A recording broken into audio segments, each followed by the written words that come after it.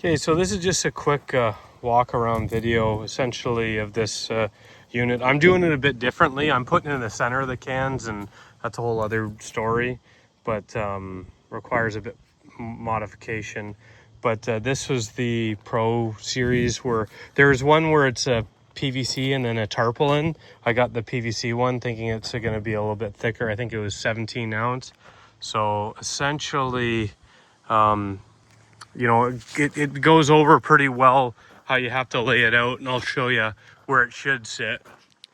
But in the manual, it was essentially it'll end up going right on that, like that bracket will end up going there, and then there's a lip on all those that goes down here, and you just weld what you can weld there, and they're evenly spaced. One thing it says when you're putting these joists up, it was saying tape these. Okay, it provided some tape, but you know what is surprising how sharp these are. So I'm gonna actually tape all of that stuff too. So I'm gonna do that all at the same time. And then trying to think of another issue I might have had up here. Oh, the big one was I thought there was a bunch of bend lines laid out on these where the bends were, and actually what they were the lines for these cross members. So double check yours when you lay it out, because you build it on the ground and then you stand it up, you lift it up. I lifted up with that. You can see I just got a skyjack there to kind of get some of these, and then I'd recommend putting some tape over this because you don't want that to get all scratched up. But yeah, pretty well I'm gonna end up putting some tape over all of those joints, because that's going to be brutal. I think it's going to wear into that liner. Really want to protect that. So, but yeah, you can imagine these right on the edge to give you some decent stiffness.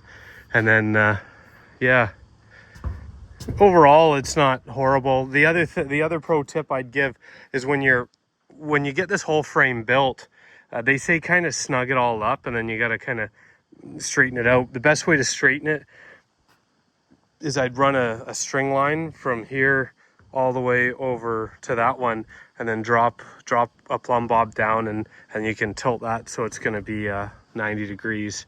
So yeah, like I got to reinforce the roof here, but the reason I wanted to do this is I wanted to build like a platform in there and have some like shelving storage up at the top.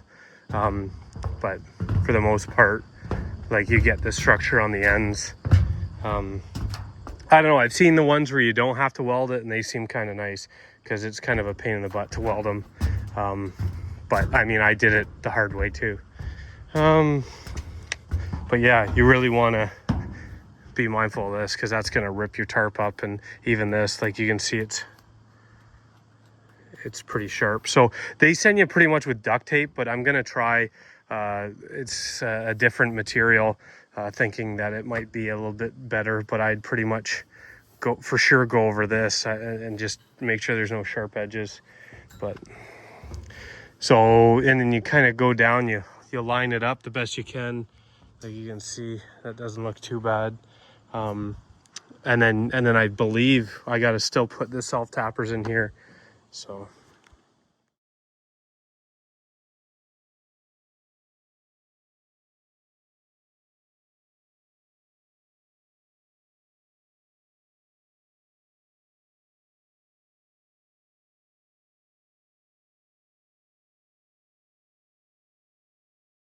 okay, so the tarp's on, and here's another pro tip. So we tried to, like, when you unfold this tarp, there's not really much to tie onto this. So I saw this strap, and when we unfolded the tarp and pulled the strap on, it actually is in this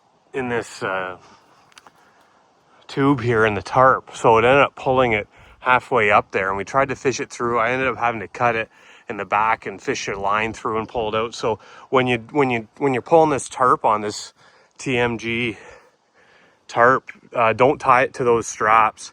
What I did in the center is I just bunched it up and then taped a rope to it, and did that. So I do that on the ends. And then the other thing too, I'm gonna say, because they don't say it in the video, but I got this Dr. Shrink tape. It's essentially just the tape for what's it called, boat shrink wrap, but you could put whatever. I put duct tape on all those seams, and I even taped over all of these, so because these are pretty sharp right here, so all of them are taped. They just recommend like taping those seams there, but I taped it all, and I even taped the side where I was pulling on, because I was just so worried about the thing rubbing it. But pro tip, do not, whatever you do not pull on this, because like I said, I had to cut you can see right up there, I cut it and put a piece of tape on. I might super glue it shut, but it shouldn't really affect anything. But that's kind of a bummer, because there's no way I could have fished that through. I would be here for days. So now I guess I'm gonna try to wind all this stuff up and see if I can straighten it out and pull it tight. But that might be a journey too. I just taped all of them, and as well as those ones, and then everything down there. Trying to think of other little tips and tricks. One thing should be said is in the drawing, I think it has these are like 13 or these aren't correct in the drawing as far as the height goes, because I was concerned if I put a platform across the top here like I did, that I wouldn't be able to walk. It was almost like 70 inches. Yeah, it was 70 inches from the top of the sea can to that cross member. And that's not accurate. Actually, I'm 6 feet, and even with this platform here, there's probably a couple inches still above my head. So, yeah, the only other thing I do is I'm gonna put tape behind those posts where it's pulling that bar back, to kind of give it some stiffness. But other than that, it seems all right. We'll see how long it lasts. I mean, the tarp wasn't super thick, even though this is like the upgraded one. So, yeah, like obviously this isn't done right to their drawings, because with this, it has it where it's going to those points, like those peaks. So I kind of lost some structural rigidity, and I got to reinforce the sea cans.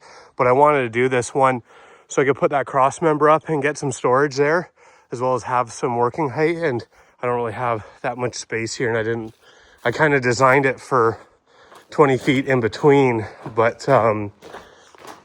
what I found was I didn't really like the curved ones. I wanted a pointed one. And then originally when I bought this, I was going to kind of offset it, where I was going to have like a can in and a can out. But I'm kind of glad I didn't. Kind of obviously created a bunch more work for me to do it like this. I think it looks pretty good. And I just got to reinforce some inside stuff. And then, yeah, I'm going to build like a little platform up there. And yeah, that way keep stuff in off the elements and have some access so I can climb up that ladder and get at the storage there. This is just stuff I had laying around, an old skid and a frame. But yeah, you can see when I welded those, I got to put stiffeners in here. I'm going to do that, pick away at it. I mean, really the only thing right now is just some water pools up there. So I don't know if I'm gonna put something from there to there and kind of lift it up. Either I might plasma cut something and form it so it offsets on both joists. I think that might be the better way to do it, and include some camber in it. But yeah.